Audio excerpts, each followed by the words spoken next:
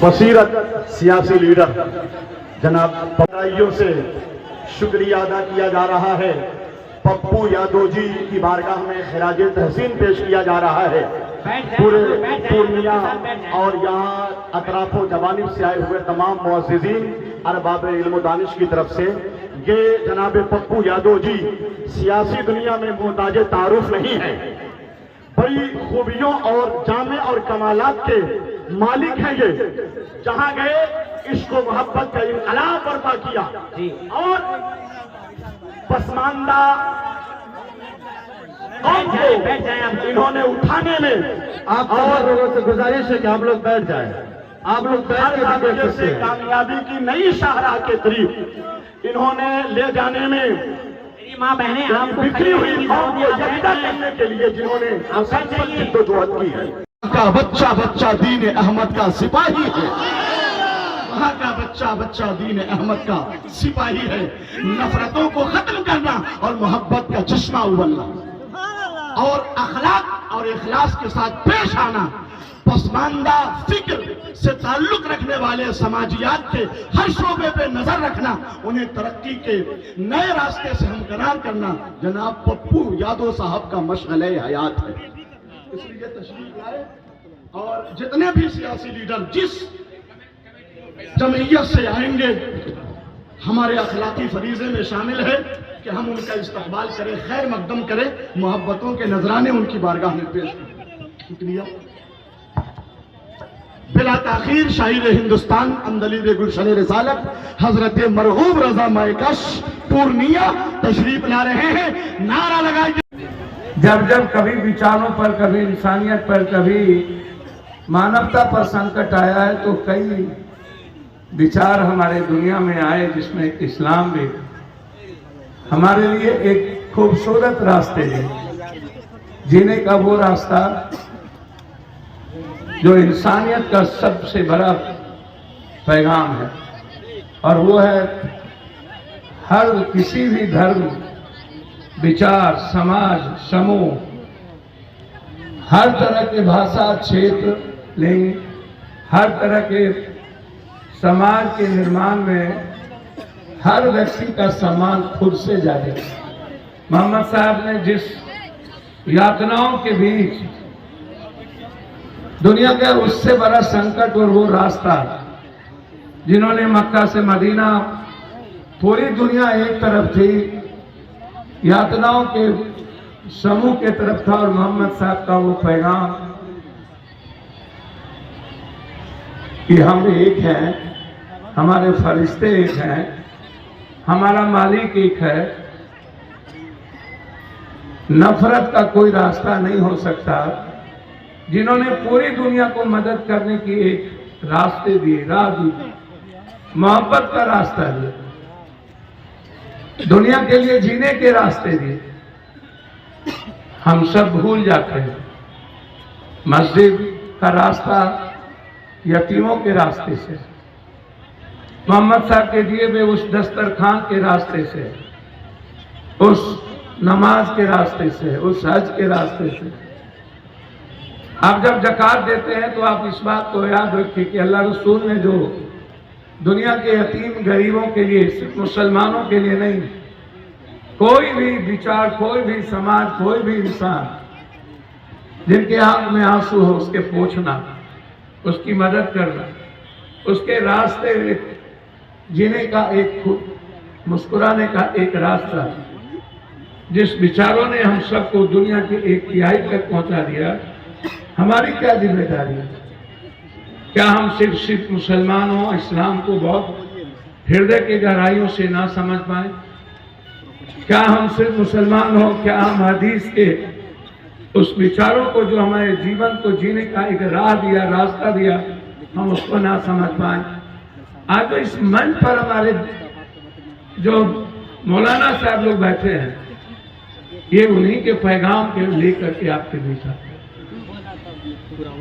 उन्हीं के उस विचारों को लेकर के आपको समय समय पर कभी कब्रिस्तान को लेकर जलसा, कभी स्कूल को लेकर, मदरसे को लेकर, कभी ईदगाह को लेकर, कभी कुरान शरीफ साहब को लेकर, कभी मस्जिद को लेकर, और आज यह जो जलसा है, अभी हम 2 जलसे के बाद आपके यहाँ आए, चौथे में मैं जा रहा हूँ बनमन। रामघाट में था, फारबिसगंज में था, फिर मैं आपके बाद वहां जा रहा हूं। मैं हमेशा कहता हूं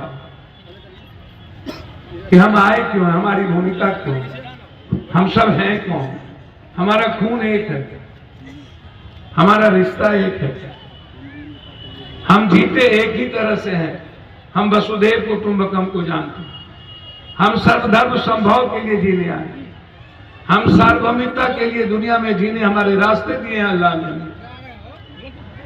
आप जब नमाज पढ़ते हैं, झुकते हैं, तो आप इस बात को याद रखिए कि हम अल्लाह के सामने सब कुछ को समर्पण कर देते हैं। आप अपना दिमाग मत चलाइए।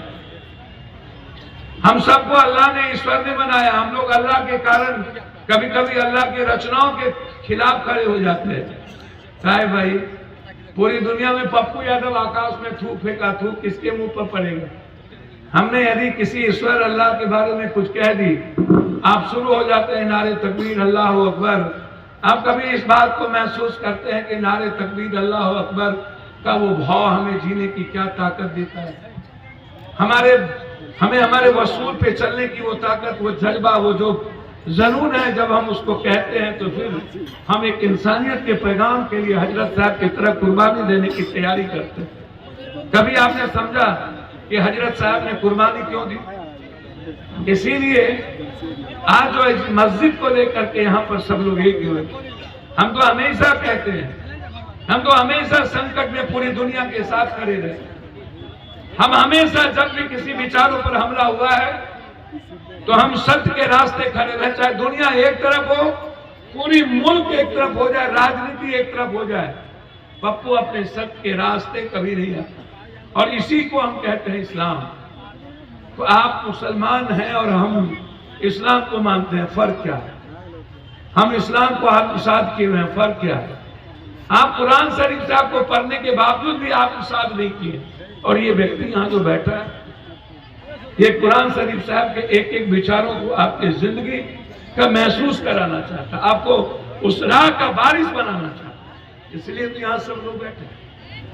और मुझे ये बहुत अच्छा लगा कि इतने बड़े सारे लोगों से दुआओं में हमारे जैसे लोग को इतने, जिन्होंने कंप्लीट रूप से नमाज को महसूस किया है, कुरान शरीफ साहब को जीने के उस रास्ते को तय किया है, सत्य के रास्ते चलो। और उसके बीच में यदि पप्पू आज है तो इससे बड़ी खुशनसीबी मेरी कुछ नहीं हो सकती। मैं हमेशा कहता हूं, जैसे आज पूरी दुनिया आज नफरत के बीच ढूंढ रही, पूरी दुनिया आज मिटने की तैयारी पर खड़ी हो गई, और पूरा दुनिया का मुल्क एक बार भी विरोध नहीं करता है। क्या हमें सत्य बोलने की ताकत हमारे भीतर अल्लाह ने नहीं दी है? क्या हमें सत्य पर चलने की और इंसानियत के लिए मरने का जज्बा हमें कोई ईश्वर अल्लाह ने हमें नहीं दिया है? क्या हमें नफरत के खिलाफ लड़ने की हिम्मत नहीं होनी चाहिए? जब पूरी दुनिया नफरत के खिलाफ खड़ी हो जाए, फिर उसके बाद अपनों भी जब दूर हो जाए, इतने बड़े नफरत के बीच, इजराइल और हमास के बीच, मैंने पहली बार कहा कि आज पूरी दुनिया मौन क्यों है? भारत ही नहीं, हमारे अपने भी शिया सुन्नी के बीच में हमें एक रास्ते पर चुपचाप मौन खड़ा कर दिया। इतना देर क्यों हुआ? कतर को, ईरान को इतना देर क्यों हुआ आवाज उठाने की? ताकि हमारे 8,000 से ऊपर कत्लेआम होने के बाद भी हम आवाज नहीं उठा पाए। हमारी जिम्मेदारी क्या बनती है? हमारी जिम्मेदारी बनती है दुनिया के मोहब्बत के पैगाम के रास्ते हमें आवाज उठानी चाहिए, और आज इसकी जरूरत है। इसीलिए मैं आप सब से कहूं कि मेरी ओर से आज जो मस्जिद के लिए यहाँ पर सभी लोग हैं, मैं अपनी ओर से, हमारे साथ बहुत सारे सम्मानित नेता, इस इलाके के प्रमुख, मुखिया, सारे लोग, जब हमारे पूर्व जिला पार्षद हमसे निमंत्रण देने गए थे और हमारे अजीज भाई जनप्रतिनिधि, मैंने कहा था कि ऐसे जलसे में मुझे खुशनसीबी होगी कि मेरा सौभाग्य होगा कि मैं जाके, आप जब भी मस्जिद में या कहीं भी नमाज पढ़िए तो पप्पू को अपने घर की तरह या मेरा घर है, आंगन है या परिवार है, मैं हमेशा हर विचार, गलत विचारों के खिलाफ लड़ता हूँ, चाहे वो कोरोना हो, चाहे वो बाढ़ हो, चाहे दुनिया का कोई भी नफरत हो। इसीलिए आप दुआओं में पप्पू को याद रखना। मेरी तरफ से 11,000 रुपया मस्जिद के इन चीजों के लिए, मैं जलसे में 11,000 रुपया मेरे तरफ से हमारे जो यहाँ के सदर है, हाँ किधर है कि नहीं, यहाँ नसीब साहब तो है, ये नकीब भाई, इतना मजबूत आवाज है इनकी कि हमें भी डर लगता। इतना मजबूत आवाज दीजिए कि इजराइल को डर लगे, इतना मजबूत आवाज दीजिए कि परमाणु की जरूरत ना पड़े, इतनी ताकत है। इसलिए हमें यहाँ से एक ऐसी आवाज दी, इसीलिए मैं आप सबको मैं बहुत बधाई देता हूँ, धन्यवाद देता हूँ। अंत में मैं सिर्फ इतना कहना चाहूंगा, हमारे जिस्म का एक एक टुकड़ा, एक एक खून हमेशा इंसानियत के रास्ते के लिए खड़ा हुआ। मैंने जिंदगी में कभी जाति धर्म मजहब नहीं देखा, मेरी जिंदगी सिर्फ आप लोग हैं। आप पर जब कभी अल्लाह हमेशा आपको सुरक्षित खुशी से रखे, हमेशा आप पर किसी तरह का प्रहार हो तो अल्लाह की हिफाजत करें। मैं हमेशा अल्लाह से कहता हूं कि आप अमन के लिए हर अपने बच्चों की हिफाजत करें, आपके आंख में आंसू ना हो। मेरी एक एक खून की रत्ती की जरूरत होगी। पप्पू यादव अपना खून का कतरा कतरा आपके मुस्कुराने के लिए, मैं जिंदा जब तक हूं आपकी हिफाजत में, गरीबों की हिफाजत में, कमजोरों की हिफाजत में, यतीम और मजलूमों की हिफाजत में। दुनिया में कुछ नहीं बचेगा मेरे पास, एक यदि किडनी बचेगा वो भी बेच के इस मजलूम और यतीम के लिए मैं जिंदा खत्म हो जाऊं।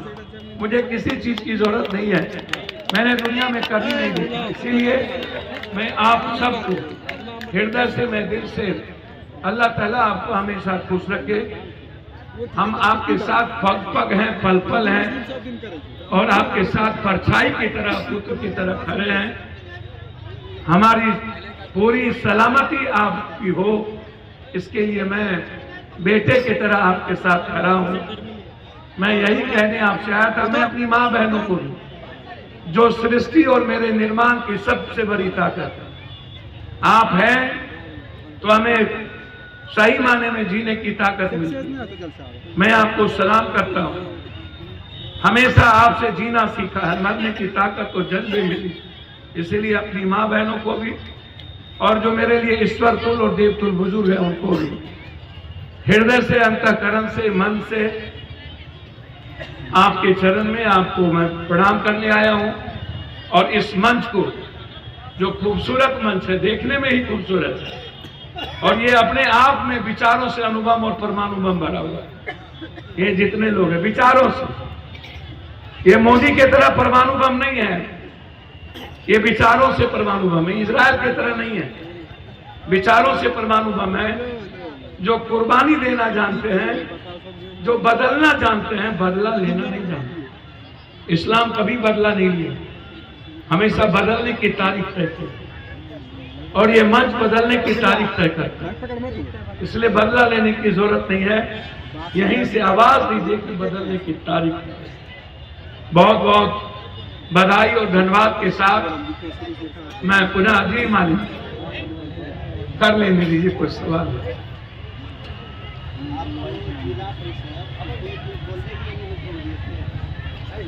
मैं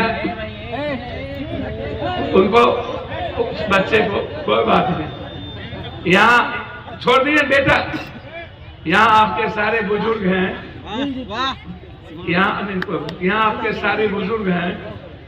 मैंने अपनी पूरी जिंदगी आपके दुआओं के लिए यहाँ आया था, ताकि आप हमें अपने दुआओं में रखना, ताकि इंसानियत के काम आ सकूं और इस्लाम के काम आ सकूं। इसलिए मैं यहाँ आया। बहुत बहुत धन्यवाद, शुक्रिया। अस्सलाम वालेकुम। बहुत बहुत अल्लाह आपको हिफाजत से रखे।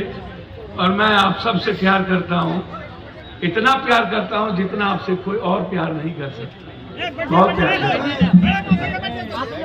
दीपक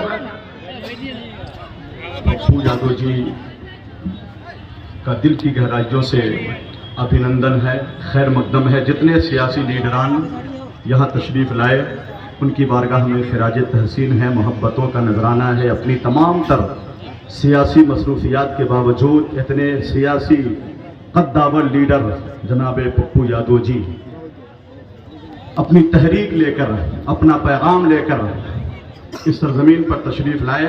हमारे अखलाकी फरीज़े में शामिल था कि इनकी बारगाह में खिराज तहसीन पेश करें। अपनी मर्जी से तशरीफ़ लाए ये और चंद जुमले पेश किया। तशरीफ़ रखें।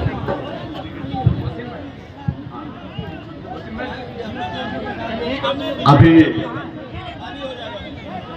शुक्रिया। मैं मुजफ्फरपुर का हूँ, सीतामढ़ी शुमाली बिहार से। मैंने बहुत करीब से इनके स्पीच, इनके खिताबात और इनके भाषण को, सियासी गुफ्तगू को सुना है। इनके सीने में जो दर्द है कौम का, समाज का, हिंदुस्तान का, उसे महसूस करने की जरूरत है। जुल्म के खिलाफ सदाए एहतजाज बुलंद करना और इंसाफ के लिए